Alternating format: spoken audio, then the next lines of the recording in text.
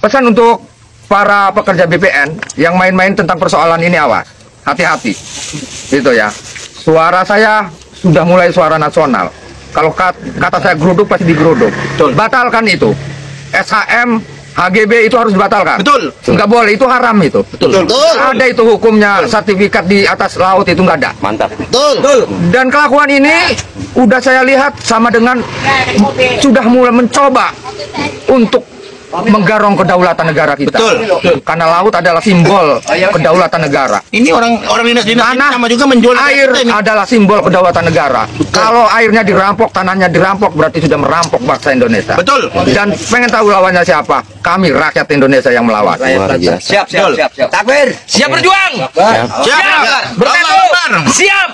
Berarti ya, ini belum ada kejelasan proses hukum. Padahal ini pelanggaran hukum luar biasa. Perampokan terhadap kekayaan negara.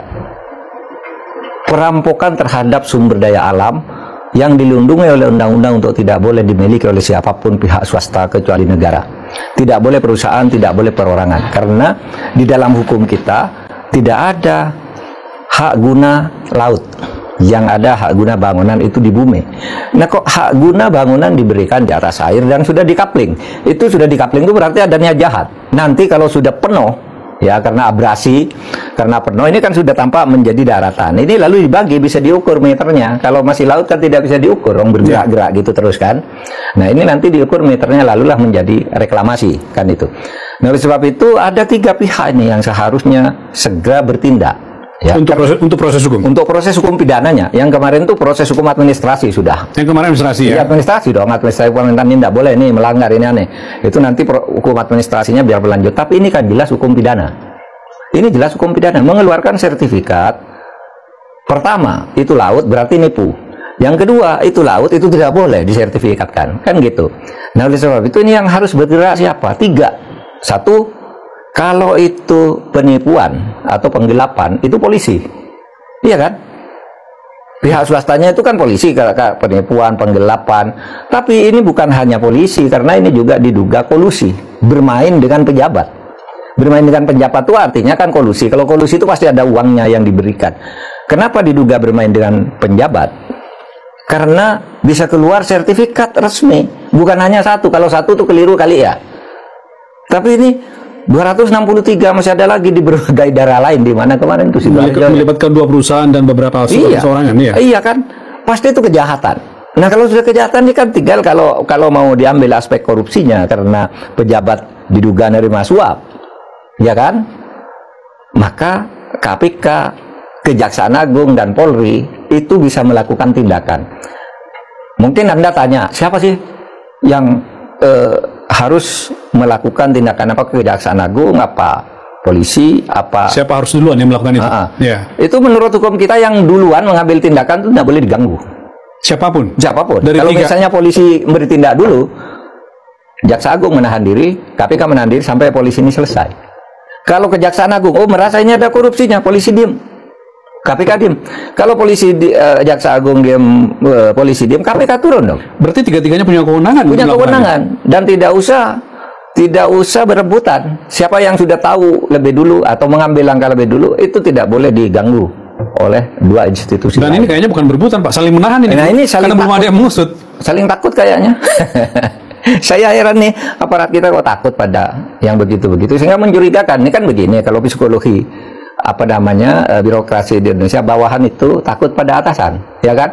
Ini mungkin bawahan di tingkat daerah mau ngambil tindakan, loh belum dapat petunjuk dari atasan, nanti jangan-jangan atasan ini yang dapat sesuatu, nanti kami dipecat, kan banyak sekali. Kalau bawahan ngambil tindakan sudah benar, atasannya terlibat, ini yang dipecat bawahannya. Artinya mungkin begini, jangan-jangan menunggu perintah presiden, Pak ya? Nah, saya menduga begitu. Karena kan sejauh ini presiden mengatakan bongkar, lalu dibongkar. Nah, belum ada usut, belum ada tuh kata itu dari presiden, Pak. Iya. Masa sampai harus menunggu presiden untuk mengusut? Iya, seharusnya tegas saja presiden. Udah itu kalau memang sudah pasti tindak pidana, ya sudah proses pidana, langsung presiden aja.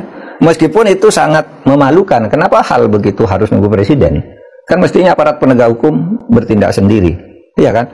Sampai sekarang saya masih heran. Kenapa sih kok tidak ada kejelasan bahwa ini sudah diselidiki oleh polisi, ini sudah disidik oleh Kejaksaan Agung atau apa gitu. Mestinya ini ada penjelasan. Jangan sampai kasusnya hilang, nanti habis dibongkar semuanya diam-diam karena merasa sudah mendapat bagian atau karena ingin saling melindungi, lalu kasus ini hilang. Padahal ini kasus serius. Kita mengamankan laut Natuna Selatan itu berapa biaya diplomatiknya, berapa biaya persenjataannya, berapa biaya personilnya, tuh besar-besaran tuh di Laut Cina Selatan. Lihat kita di depan hidung kita nih. Artinya dengan berlama-lama tidak diusut, Pak Mahfud khawatir bisa jadi hilang nih kasusnya. Bisa jadi. Itu dampak yang paling ini yang bisa jadi dikhawatirkan. hilang, kan banyak kasus yang begitu gitu, yang terus tidak ada ujung pangkalnya itu. Soal kewibawaan negara yang Nah sampai sekarang. itulah kewibawaan negara. Lalu apa gunanya ada negara? Iya kan, negara kan diberi semua kewenangan untuk melakukan tindakan, bahkan diberi kewenangan menggunakan senjata kepada orang yang merongrong kewibawaan negara. Boleh tuh di undang-undang boleh, asal aparatnya benar. Aparat yang mana yang boleh gunakan senjata itu? Kan gitu. Ini baru keren. Seorang nelayan, Pak Holik, mampu menjelaskan dengan sangat-sangat rinci dan berkualitas. Jalan terus, maju terus, Pak Holik, dan saya yakin kebenaran akan terkuak dengan sendirinya. Negara tidak boleh kalah dari kelompok siapapun.